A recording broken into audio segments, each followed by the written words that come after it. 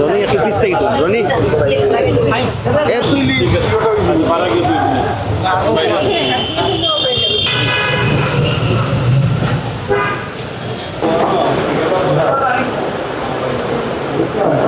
আশীর্বাদ এবং পবিত্র কোরআন থেকে তেলাওয়াত করবেন।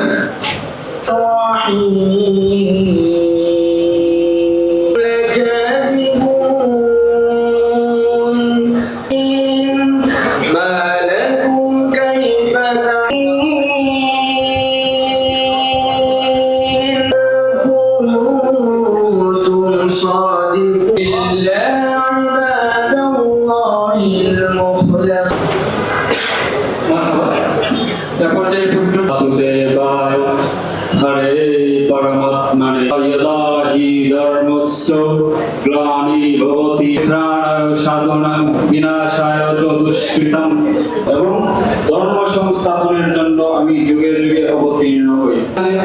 যোগ দিয়েছে আমাদের সরকারি মদন কলেজের প্রাঙ্গণ, তেমনি নবীনদের পদচারণায় প্রাণপীরের পায় শিক্ষা তিনি বিখ্যাত হয়েছেন এবং আসা যাওয়া এটা পৃথিবীর সিস্টেম। সম্মানিত উপস্থিতি, আমি তোমাদেরকে জনাব আব্দুল কাইম ভাই ও আমার সামনে যদি অসুস্থ হয় তার কোনো শিক্ষার কোনো চিকিৎসার কোনো ব্যবস্থা নেই। বিষয় হচ্ছে আমি শ্রদ্ধা করে স্মরণ করছি এম সাইফুর রহমান সচিব। এই সিলেট সহ বাংলাদেশের বিভিন্ন জায়গায় মদন মোহন কলেজ একটি ঐতিহ্যবাহী শিক্ষা প্রতিষ্ঠান। এর খ্যাতি পুরো দেশ জুড়ে।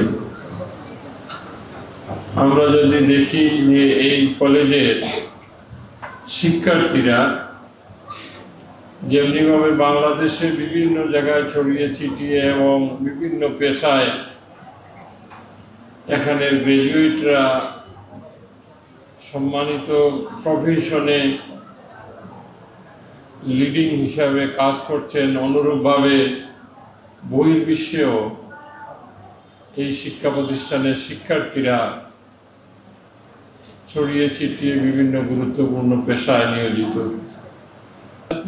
এবং সম্মানিত শিক্ষক মণ্ডলী,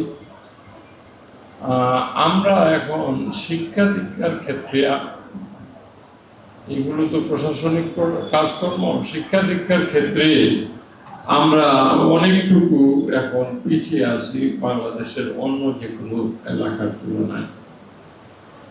যদিও আমাদের এখানে সিলেটকে একটা শিক্ষা নগরী হিসাবে গড়ে তোলার জন্য প্রয়াত এম সাইফুর রহমান কাজ করেছেন। এখনকার যিনি মন্ত্রী এই শহরের মুক্তাদির সাহেব খুবই আন্তরিক। এখানে অনেকগুলো শিক্ষা প্রতিষ্ঠান এবং উচ্চ শিক্ষা প্রতিষ্ঠান হচ্ছে। শাহজালাল বিজ্ঞান ও প্রযুক্তি বিশ্ববিদ্যালয় আগের থেকে এখানে সর্বোচ্চ বিদ্যাপীঠ হিসাবে এখানে শিক্ষাদান করছে। পাশাপাশি প্রাচীনতম শিক্ষা প্রতিষ্ঠান এমসি কলেজ বা মদন মোহন কলেজ। এখন আরও আমরা চাচ্ছি ইঞ্জিনিয়ারিং কলেজকে ইউনিভার্সিটি করতে এবং মেডিকেলের জন্য একটা ইউনিভার্সিটি অলরেডি হয়েছে, কার্যক্রম শুরু হয়েছে। তো আমরা এই যেভাবে শিক্ষা প্রতিষ্ঠান গড়ে তোলার ক্ষেত্রে আমরা অগ্রণী ভূমিকা রাখছি, ঠিক সেই অনুপাতে আমাদের শিক্ষার যারা শিক্ষার্থী তাদের মেধা এবং উচ্চশিক্ষা গ্রহণে আমরা অনেক পিছিয়ে আছি। আমার মনে হয় এই বিষয়ে আমাদের যারা শিক্ষাদান করছেন সম্মানিত শিক্ষক মণ্ডলী, পাঠদানে আরও একটু মনোযোগী হওয়া। এখন উচ্চশিক্ষা গ্রহণ করতে হলে এখন যে প্রতিযোগিতা বাংলাদেশে, এই প্রতিযোগিতায় টিকে থাকতে হবে এখন গতানুগতিক একটি রেজাল্ট নিয়ে একটি পাবলিক ইউনিভার্সিটিতে ভর্তি হওয়া বেশ কষ্টসাধ্য ব্যাপার, অথবা মেডিকেল বা ইঞ্জিনিয়ারিং ভর্তি হওয়া খুব কষ্টসাধ্য ব্যাপার।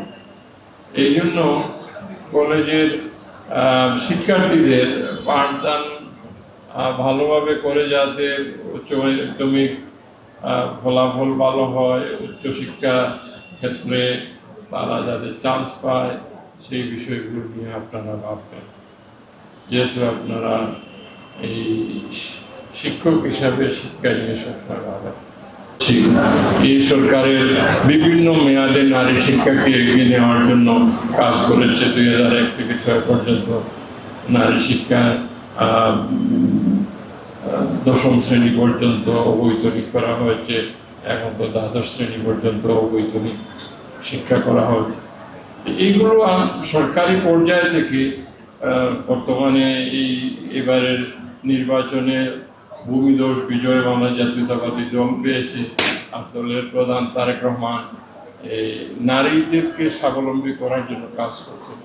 আমরা সিলেটের নারী সমাজরা শিক্ষা দীক্ষায় অন্য যে কোনো এলাকার তুলনায় এখনো পিছিয়ে আছি। আপনি যদি হিসাব করেন সিলেটের জেলা প্রশাসনে দেখবেন অনেক উপজেলায় ইউএনও দেখবেন নারী, কিন্তু সিলেটে খুঁজলে হয়তো বাংলাদেশে খুব কম সংখ্যক নারীকে দেখবেন ইউএনও অথবা জেলা প্রশাসন। তো এই সমস্ত বিষয়গুলো আমরা নিয়ে কাজ করতে চাই। আমি একজন শিক্ষা অনুরাগী, শিক্ষা নিয়ে কাজ করি।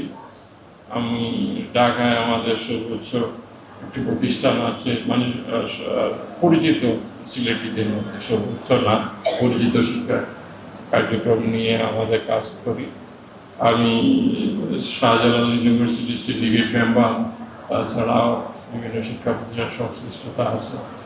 আশা রাখি এই মদনমোহন কলেজের সম্মানিত শিক্ষক মণ্ডল এবং শিক্ষার্থীরা কলেজের সুনাম আগামী দিন আরও বৃদ্ধি করার ক্ষেত্রে তারা পজিটিভ মেন্টালিটি নিয়ে এগিয়ে যাবেন, সেই প্রত্যাশা ব্যক্ত করে আমি আমার সাথে